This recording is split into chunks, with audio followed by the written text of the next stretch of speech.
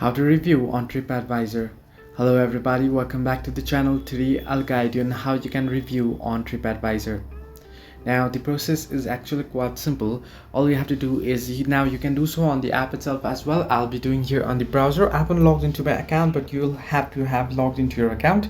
Now once you open up the browser, you can search in for tripadvisor.com and you can head into the official webpage there, and you'll be able to follow the steps. Now if you're on app, however, what you can do is you can head into your profile and then head into the options sections, and from there you want to search in for review options, and then you will be able to leave a review there. However, if you are on browser, all you have to do is you can see the home page like this.